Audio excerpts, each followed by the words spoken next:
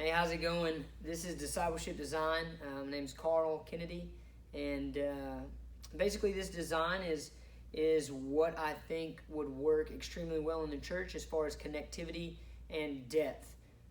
Basically, everything that I've studied, I've learned a lot from this course. I've also learned a lot from reading and studying the work of Robbie Gallaty, and he learned a lot of that from Wesley. So this is not new information. It is just the way that I think works best. And so let's start with kind of the church structure.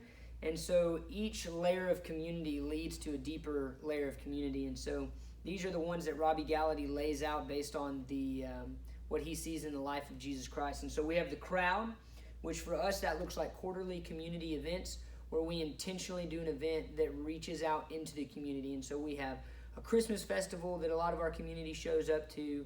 It could be a barbecue in the church park. It could be anything that is a chance to reach out into the community and, one, give them a relationship and a connection with us, but even more importantly, that could lead to a relationship and a connection to Jesus Christ. Next would be the congregation, and that is the Sunday morning experience. That is in the sanctuary together, worshiping and praising the Lord. And our sermons typically are planned around our crowd events, and so we know that right after a crowd event, that next Sunday, we'll be having a very gospel-focused sermon so that people coming for the first time could maybe hear the gospel for the first time. Leading from the congregation, we go into community, and community is the first kind of layer of that community type thing is in the Sunday morning sermon-based small groups. Right after the sermon, everyone in the church will go into a time of sermon-based small groups where they'll have a chance to ask questions about the sermon and dive deeper into thoughts that were expressed in the sermon and really dig into the scripture in a way that is not always possible while sitting in rows on Sunday morning in the main service. And then the meat and the goal of what we want people to do is eventually get into a D group, which is the core community here. It's the weekly discipleship group. And what this is gender specific and age specific. The Sunday morning small groups are not gender specific, and the age range can vary, but for the discipleship group, it's gender specific and age specific, typically 3 to 4 guys with a leader. This is not lesson based. It's going through your HEAR journals and the F260 reading plan that we do from preschool all the way up and walking through what God has taught you that week. And we find that this is a time of deep connection, deep accountability, and truly deep discipleship. And so this is what the church structure looks like. And for every age group, there is a map on how we complete these levels of community throughout the church and throughout the age group ministries. And so we'll start with preschool. This is the map for preschoolers. And as I described in the paper, kind of the weekly setup and how that looks. So I'm basically just going to walk you through this map as quickly as I can. So preschool, there's the points of contact, and that could be through a community event, through an invitation, whatever it may be. And then there's the Sunday morning experience. If the parents are saved, then we really push for discipleship in the home. And what that looks like is them taking that Bible story and reading that to their student, to their preschooler. The first big goal is safety and love. We want the parents to know that their kid is going to be safe here and that he's going to be loved here. We repeat the process. There's parent play dates in there, which is essentially a time when parents can drop their kids off and go have a date night. But we repeat the process, and by the time they get out of the preschool ministry, we want them starting to learn and grow in the Bible stories that they've been taught all throughout their preschool time. And then again, the end goal is always a disciple maker in the local church. Moving on to children's, essentially it's the same except we're throwing in Wednesday night. Wednesday nights for children is a lot of play. It's a lot of Bible stories, interactive time. And the goal is to get them playing and thinking. So we want them to start thinking about the things of God as they play the games that we have designed for them and listen to the Bible stories. We repeat the process again, except now we're introducing summer camp, which is a great time of growth for our students.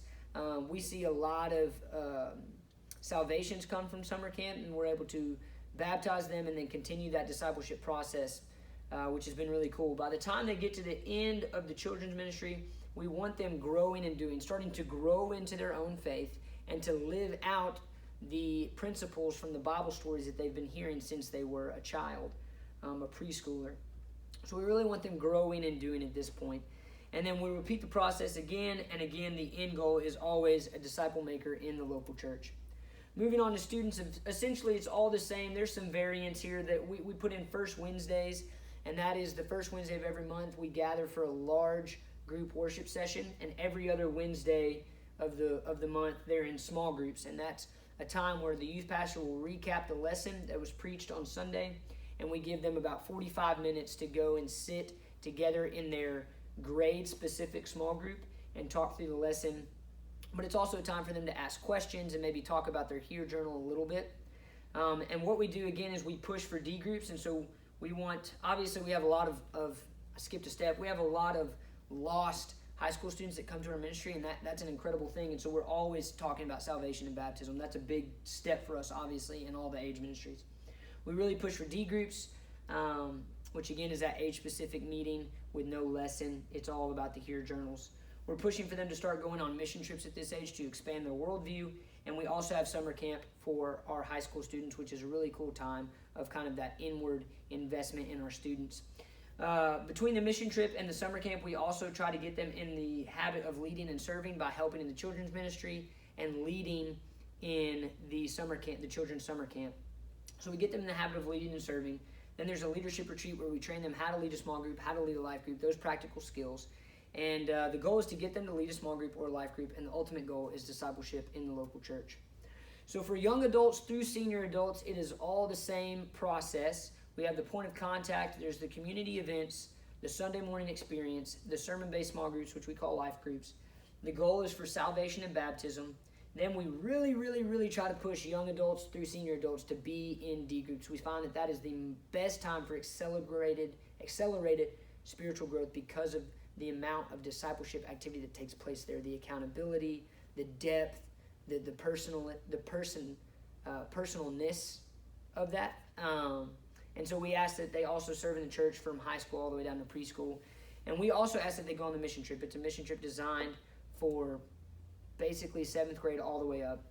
They'll get to the point where they're leading and serving in the church. They also do leadership training, and we ask that they eventually lead a life group or D group, and the goal is a disciple maker in the local church. This process is repeated in the middle adults as well as the senior adults.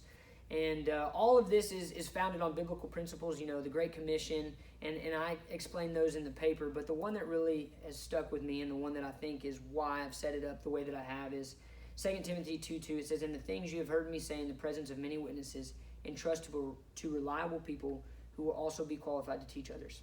Now that is like drinking from a fire hydrant. Obviously, it's a 20-page paper. But this essentially is what our discipleship design looks like, and it's one that I'm starting to implement here in my context at Conway's First Baptist Church. And thank you so much for the opportunity to write it down and to look at it from a distance.